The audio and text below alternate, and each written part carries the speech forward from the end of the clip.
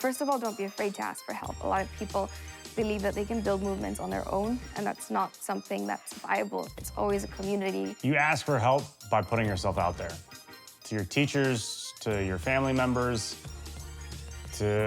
with the world we live in, people you look up to if they've got emails available or social media. Just ask.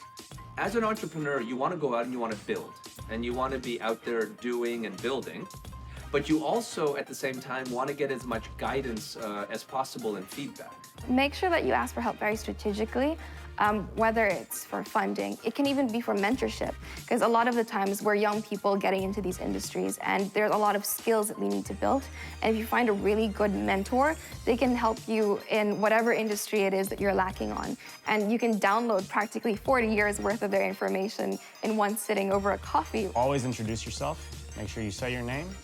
And maybe you don't have an idea, so that's fine, but if you've got an idea that you can say in 1 or 2 sentences, so they know why you're sort of asking this question, where you're coming from.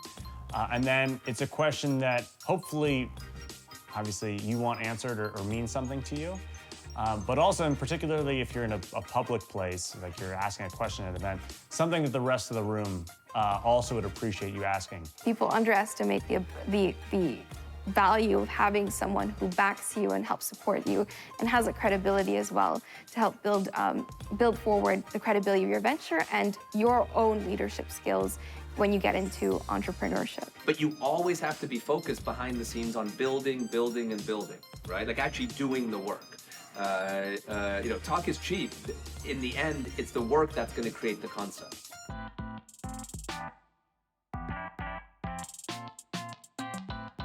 The most important thing I look for when I look for folks to collaborate with are people who care about the same idea, care about the same purpose. That's by far the most important thing. We have to be fighting the same battle.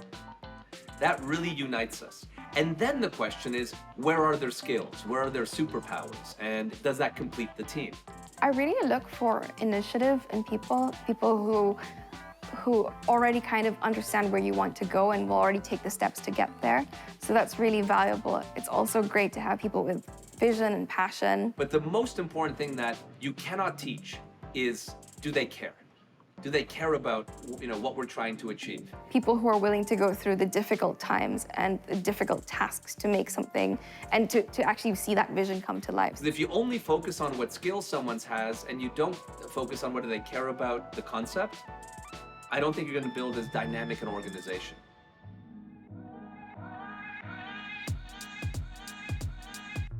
In terms of having a mentor, it's important to find someone who really believes in what you do and believes in your potential as well and doesn't have a vested interest, because that's also a risk that you run in looking for someone who wants to kind of be in your project. The most important thing you can do is actually begin building your idea. Like start putting one brick on top of the other. And then absolutely get your friends to help you and get people to give you advice and guidance. And that's going to be really good things to help you achieve building whatever you want to build.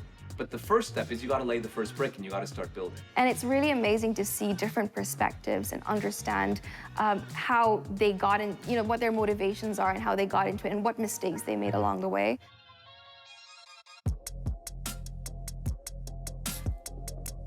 You could always reach out to a general audience, but there's a lot more value in finding the right networks and right groups of people who can help support you.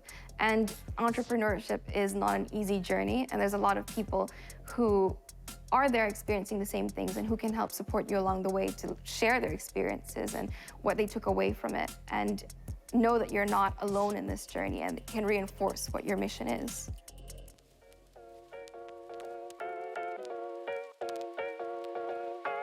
At the very beginning, I just started with myself, right? It was me, and I was starting to sort of build my idea, and I would tell my friends about it. And because I was very excited about it.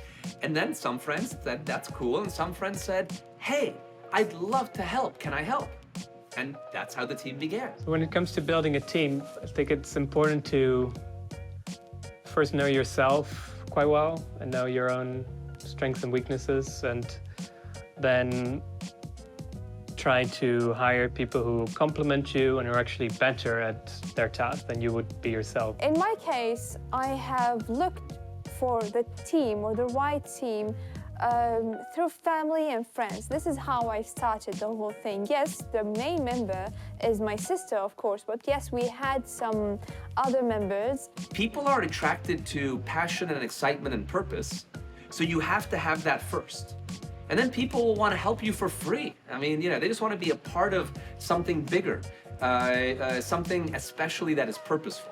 I'd much rather have somebody who doesn't have experience, but is just super smart, super dedicated, and has this attitude of, I don't know, but I'll figure it out. When you have a good network, when you choose good friends, they will help you. If they don't help you directly, they're gonna find people who can help you to achieve the things you want.